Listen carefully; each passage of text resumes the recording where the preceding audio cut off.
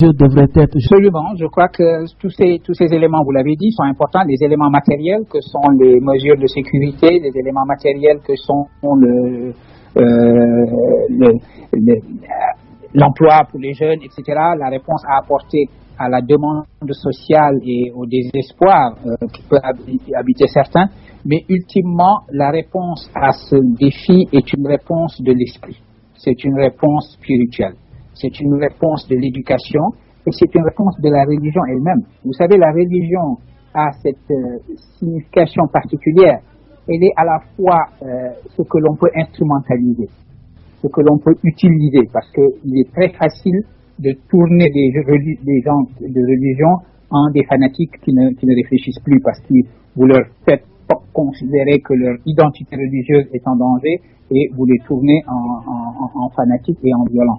Mais la religion possède aussi en elle-même les réponses aux différentes crises qui sont liées à son nom. C'est-à-dire que c'est la religion aussi qui nous enseigne l'idée d'une humanité une. C'est la religion qui nous enseigne que mon prochain, ce n'est pas forcément mon proche, ce n'est pas forcément quelqu'un qui me ressemble, ce n'est pas forcément quelqu'un qui pense comme moi, mais pourtant c'est mon prochain.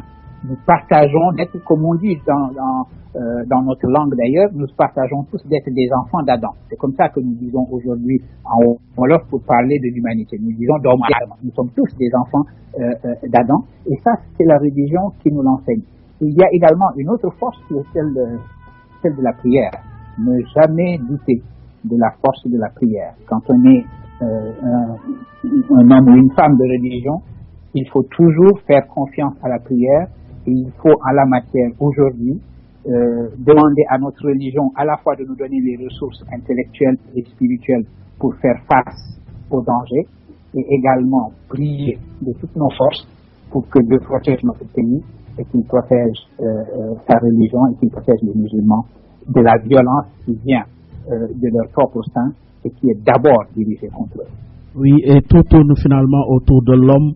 Au début et à la fin reste l'homme. Professeur Souleymane Bachir Diagne, merci beaucoup.